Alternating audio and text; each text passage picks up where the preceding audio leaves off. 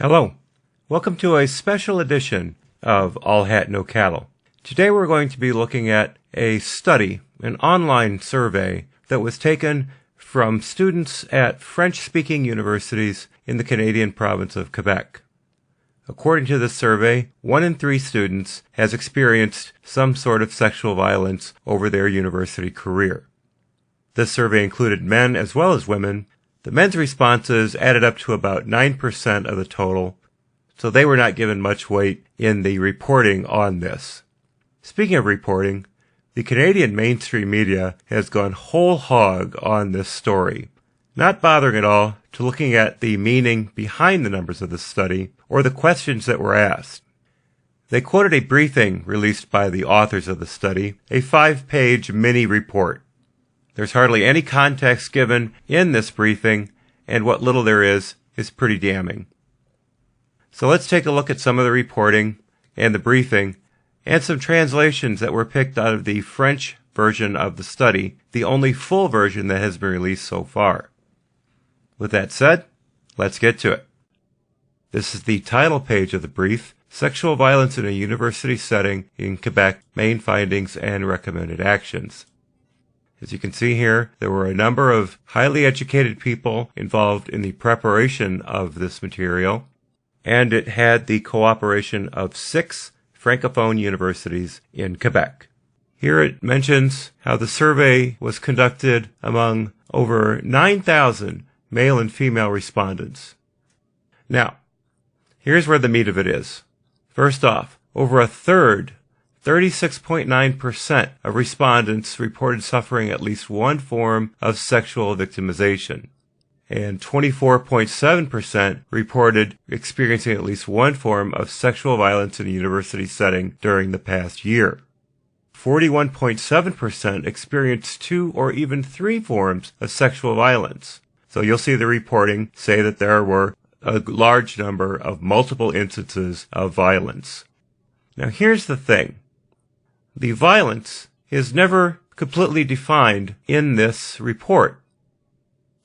There are mentions of number of victims, of number of people being told about the abuse or the sexual violence, but not once do they say how they came to the conclusion that something met the standard of sexual violence. So let's see how the media picked up on this. Here's an article from CBC News. Sexual violence widespread at Quebec universities, study finds.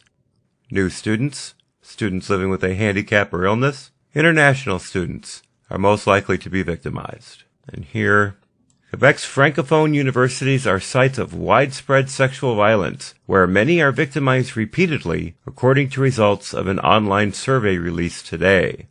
The violence ranged from verbal sexual harassment to sexual assault. Verbal sexual harassment. We'll get into that later. Here's an editorial from the Montreal Gazette. Sexual violence and Quebec universities.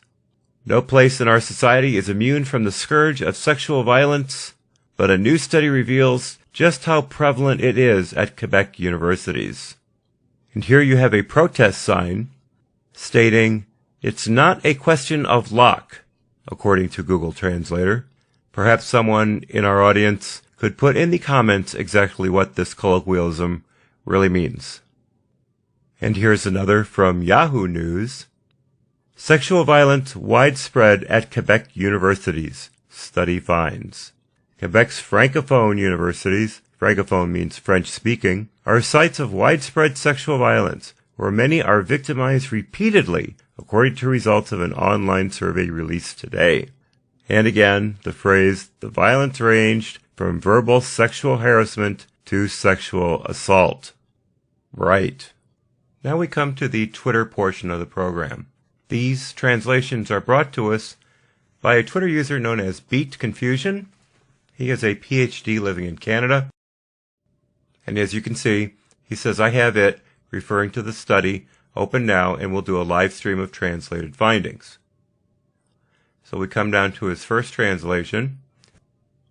The 36.9% includes 1+ episodes of A, sexual harassment, or B, non-desired sexual conduct, or C, sexual coercion, non-desired sexual conduct. Let's see what that comes out as. So included in the 36.9% is non-physical contact, such as receiving by internet material with a sexual connotation. You could go so far as to say if the internet material contains the words "fuck you," that's a sexual connotation, thereby you are a victim of sexual violence in a university setting. Now you see where these figures are really coming from. Okay, now, a subcategory, B1, tried to have sexual relations that they did not want. Look at that number, 2.9%. That's pretty small, especially compared to a 36.9% total. So exactly where are these big numbers coming from? Here's another subcategory. Had sexual relations with them that they did not want. 1.6%. So that's basically anything from petting to actual intercourse or rape, and it's 1.6%. Again, how many sexual innuendos had to be counted to get up to 36.9%? So here, we're including both positive and negative inducements, and it was only 3.1% since the student's arrival and 1.3% during the last year.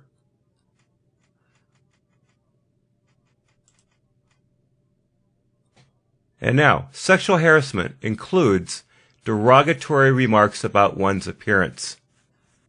A girl is walking by, and within hearing distance, you happen to say, "Not much tits on that one."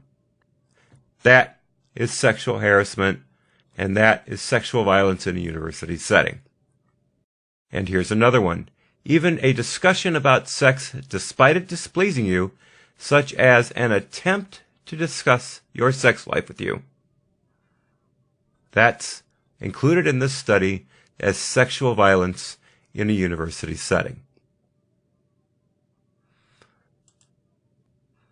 And the last one, what is miraculous is that A, which was sexual harassment, as defined, clocked in at only 33.5% for one's whole university career and 22.3% last year. So fully 33.5% of that 36.9% is sexual harassment. So this whole concept of there being wanton rape culture and just swaths of sexual assault on these francophone campuses comes up to 3.4% over one's university career. Not exactly 1 in 3, is it? So there you have it. A study that proves 1 in 3 women are sexually violated, victims of sexual violence on a university setting in Quebec, in francophone universities. Of course, there's that little thing about the fact that they include internet material of a sexual connotation as part of sexual violence, that they include an unwanted remark about your appearance as sexual violence. Let's just not discuss any of that. Let's let that all aside. I mean, after all, women are victims, right? I mean, that's what feminism is teaching us. Women are victims. They can't handle an odd remark. They can't handle getting an email that says, "fuck you, bitch." No. They need protection. They need social services. They need the heavy hand of government to protect them. And look at the media in Canada. They slurp this stuff up. They only go by a small portion of the paper, no context whatsoever, and they immediately launch into a huge campaign of look how terrible it is in Quebec. Look at these universities that are just raping women left and right. Oh my God, think of the women's. Oh yeah, and some guys have it too. Whatever. So yeah, what are you going to do? Once again, mainstream media proves that it cannot be trusted. And I always looked up to the CBC when I lived in North Dakota. I thought they were great. Those days are gone. And once again, feminism just drops the ball completely, trying to prove a point that doesn't exist. So what happens? Everybody winds up with egg on their faces. Everybody looks like a complete fucking idiot. I hope you've all enjoyed this little diversion from my normal content. Perhaps I'll be able to do more of these in the future. One can only hope. I'd like to thank Zakari for bringing this to my attention. I would not have known about it until other YouTubers had already covered it if it wasn't for him. And of course for the great translation help that was provided on Twitter. I owe these people a large debt of gratitude, and I hope to be able to pay it back someday. Thank you for your attention.